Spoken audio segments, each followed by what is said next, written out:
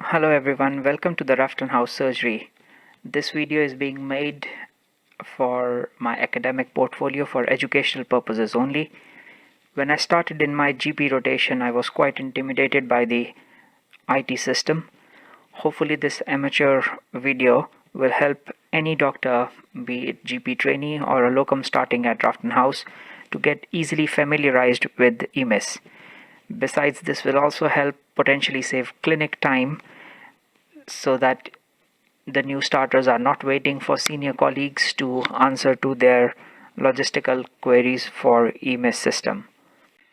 So here we go. When you first log on to the EMIS system, it lands up with this screen which is called as the home screen. I usually start my day by looking at the top left corner. There are a couple of icons displayed here. The icon that I first go to is this calendar icon, which is your appointment book. Once you click on it, it lands you up with the appointments that might be scheduled for that day for all the practitioners. The name of the practitioners are usually mentioned here in the top banners, as is pointed by my cursor. Then the list of appointments that are that have been scheduled for the day are listed underneath. Each of these appointments will actually have a patient name, and when you hover over it, it will it will bring out a bubble which will say why this patient is being scheduled and what is he coming in with, and it will also show up that if it's a telephone appointment or a routine appointment. You can select the patient by double clicking on it. Of course, I can't do it at the moment since there's no patient listed here. But when you double click on it, the patient's name gets listed in the banner up here, which gives us quite a lot of information. When you double click on the banner, it basically pops down and it gives you the address, current information, and it also gives you the EMIS number. The date of birth here is, of course, and the name and date of birth are of course factitious for this video, as it is only for demonstration. And it also gives us this red button marked as PDS ineligible. I will talk about this red button later on in the prescription section.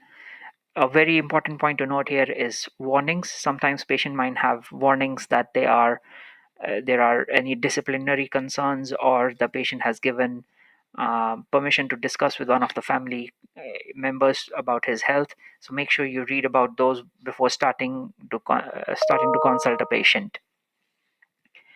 Now, after doing this, the first thing, after I've selected the patient, I basically go to this small icon here on the top left corner, which has two people, one green and blue, pictured here. When you click over it, you basically land up on the medical notes of the patient.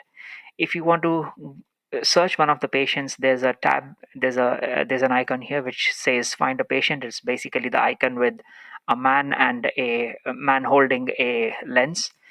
Now, since I've already selected the patient here, I'm going to click on the consultations tab, and it lands up with this page which has all the medical notes of the patient.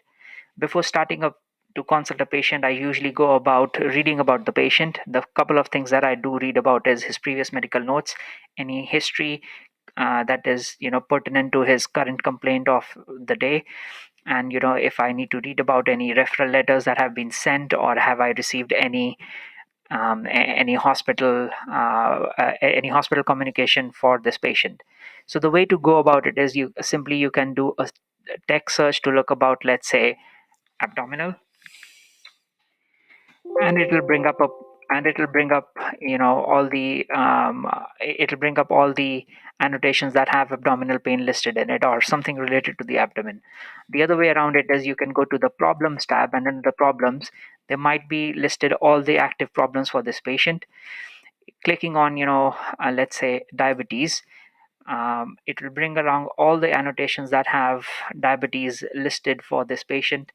It pops up usually on the right hand side. It pops up on the right hand side here, and you can click view all. And once you do that, it gives this red banner which says a filter has been applied, and all the annotations which have diabetes listed in them shall come up before you. Should come up before you.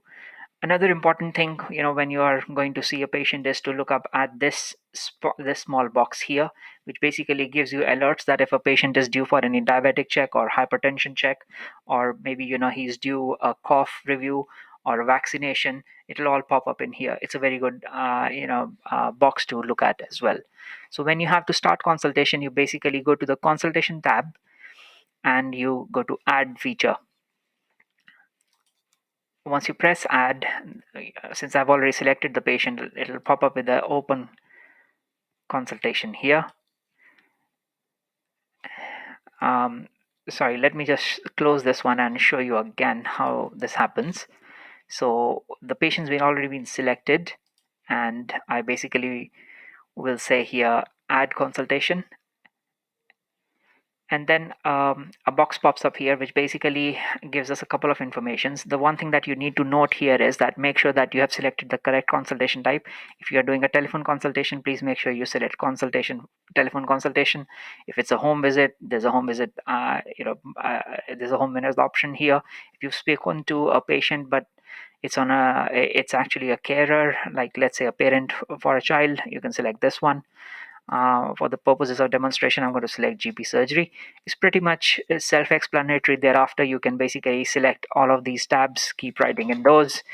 Um, and comment tab is basically to annotate what is your probable diagnosis, your working diagnosis, your differentials, what discussion have you had with the patient in terms of his exploring his eyes, and also educating him and signposting him.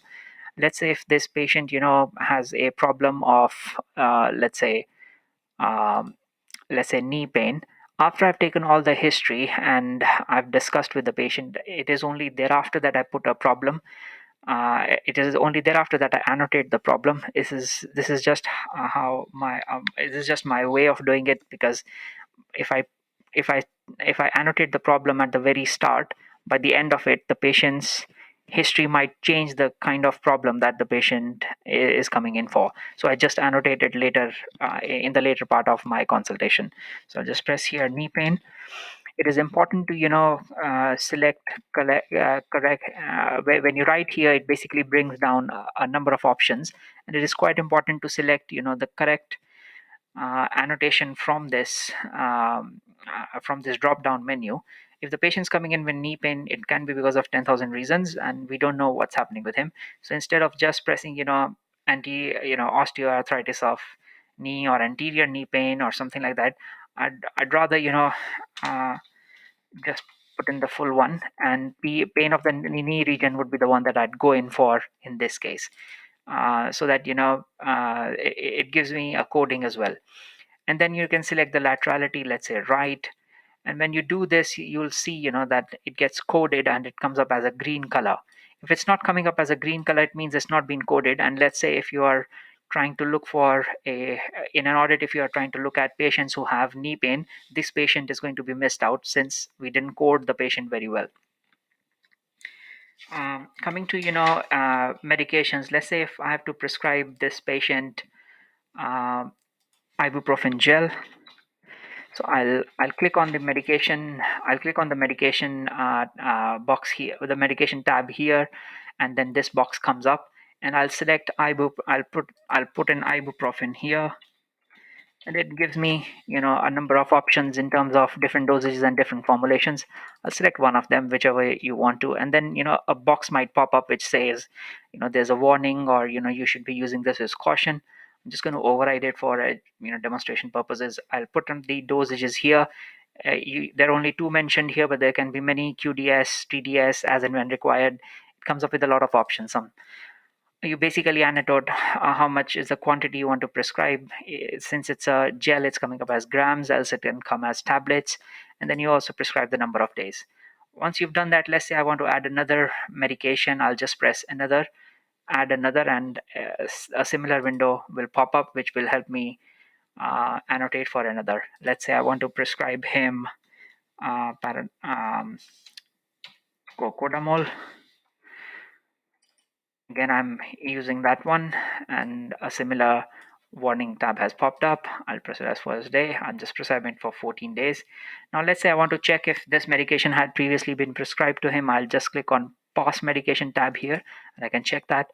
And if you're worried that this might have, an interaction with his current medications, you click on the current medication tab and you can check his current medications. For some users, there's also a pharmacy. There's also a feature in which EMIS allows interactions to be checked by itself automatically. I don't have that feature. You'll have to request that through the admin staff. Maybe talk to Sylvia or Tracy. And coming back, so if you've already prescribed it here, the one thing that you need to make sure is that the there will be an icon here which says PDS in red or blue. Make sure it is always blue. For demonstration purposes, I've taken a screenshot from a different patient, and I'll show you here. This is how it appears. Unless this is blue, this prescription cannot be sent electronically. So make sure that you have clicked on this feature. You've checked that this feature is blue. And as I said before, even before starting consultation, I always make sure that this feature is blue. And the way to go about it, as I said before, is to is when you're out here, you just press on PDS and you select the correct contact details for the patient, and then it will turn blue. Once you've done that, you can basically press here issue. Since this is a dummy patient, it won't ask me for a um, sorry, when you press issue, it brings up another screen and you check that the PDS is blue, and you can press approve and complete here, and then it'll ask you for your Cerner card or the NHS electronic smart card login, and the medication gets prescribed. Another thing to note here is that sometimes patients might ask that, okay, doctor, please can you send this medication to a particular pharmacy which is not his usual pharmacy. And there's a box here which appears. I'll show you as a screenshot from another patient's notes. It's called as nominations. So once you get this nomination box, press on it, and then you can once you press on it, it brings up this screen, and you can do it as a one-off and select a different pharmacy, or even change the primary pharmacy for this patient. Coming back to the prescriptions, so I'll press approve and complete. Usually, as I said, it'll ask me for my Cerner card or my NHS Smart Card login password here. It doesn't, but in this case, it doesn't in this case, but it usually will ask me. And then it comes up as a bluish font here that this medication has been prescribed. It will be sent electronically. The way to check this is that it has been prescribed is you can go to the medications tab. You can jump between the tabs and your annotations will not be lost, and it will say here that it's been sent. Now, a thing to note here is that I've just prescribed this medication, but it's coming up as print here, which is basically because the PDS here is not blue. If this was blue, this would have come up as electronically sent. I think it says here electronically sent, and it won't print. So what happens is, if it's coming up as print, sometimes the printers might not be working, or it's not switched on. The printer is not switched on. The script will not be sent electronically. You will be thinking that, oh, I have done the prescription, and the patient will never receive the medication, and then it creates a lot of panic with the patients, and they get annoyed. So make sure that the PDS is always blue before you start before you start consulting a patient. Coming back to the consultations, so as you see, uh, the new consultation which is here that I was doing, I'll click here, and my annotations are all there. Now let's say if I have to request a lab investigation for this patient, I'll click on test request, online test request, and then Eastern North Hearts, and it'll bring up the ICE system for Lister Hospital for me. And for demonstration purposes, I'm just going to select any one of those. Continue with request.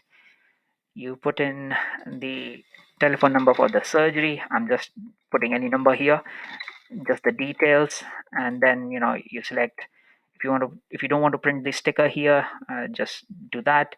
accept request. And when you do that, please be very, very patient and let the system take its time until a box appears, which is this one.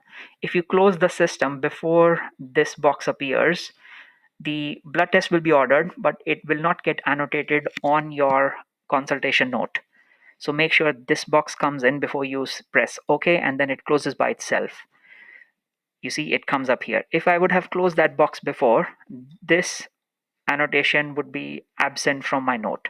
So make sure you be very patient before you press OK in that box. Coming to the part, if you have to do a referral for a patient, you go to the Documents tab, not the Referral tab. It's the Documents tab. Say Create Letter, and it will pop up with a small box which will say New Document, and the ones mentioned here will not be present for you because I've used these referrals before, so they are present for me here. I'll press the search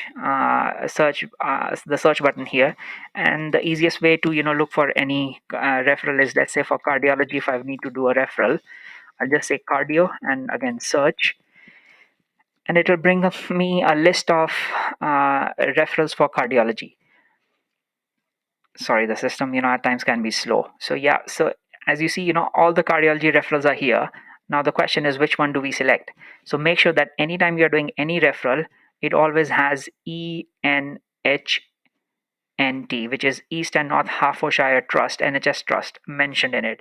If this ENHNT is not mentioned in the selection here, the secretaries will come back to you saying you've not done a correct referral and you need to do that again. So please make sure ENHNT is mentioned.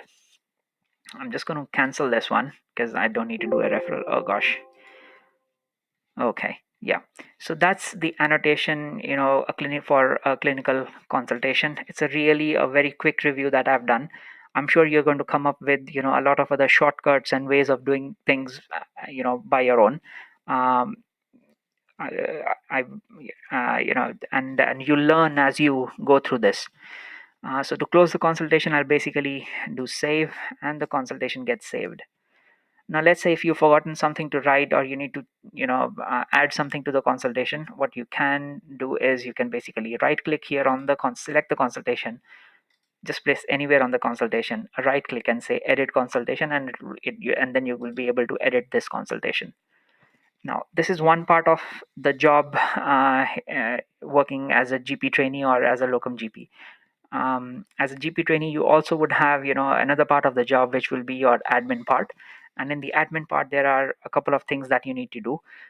Top numbers are, tasks that might be sent to you by other colleagues or, your GP partners. And they basically get listed. If you press on the task tab here in the banner, in the ribbon here, sorry, it gets listed in the it gets listed in the in here. And I've done all of these tasks and they're all marked as complete. And sometimes if it's not complete, let's say these are the completed list of tasks that I've done. Sometimes if they are not complete, they might be highlighted as an overdue task report here. And there's a couple of buttons up here which you can use to say complete task after you've done it. They are missing here because of course these tasks have already been completed. The other thing is about lab reports. So once you press on lab reports, it brings out all the patient lab reports that need to be filed in. And just to give you an overview of how it looks like, I've taken a screenshot from before. Let me bring that on for you. So as you go to that place where it has all the lab reports, patient's name will be listed up here along with the kind of report that's available. Basically click on the report, and then you can use file and comment feature here to click on it, and there'll be a couple of options, quite self-explanatory, that if a blood test is deranged, it will say satisfactory or needs hospital follow-up or make an appointment with GP. It's quite self-explanatory, so please explore and use the most appropriate option. Coming back to another thing which we need to note is medication management. So you'll be given task to you'll be tasked to do medication approval of repeat medications. So make sure when you are doing that the patient's blood tests are up to date, And another thing that you need to make sure is that the patient does not have a medication review date. Usually there's a medication review date mentioned about here in this part, and that is basically a date, which if in red has already the day has already passed by, and you need to click on it and make sure that the patient is not due any blood test or any other investigations, or a diabetic nurse review or something like that. Yeah, make sure that you've done that. Well, this was a very quick whistle stop tour of how to use EMIS.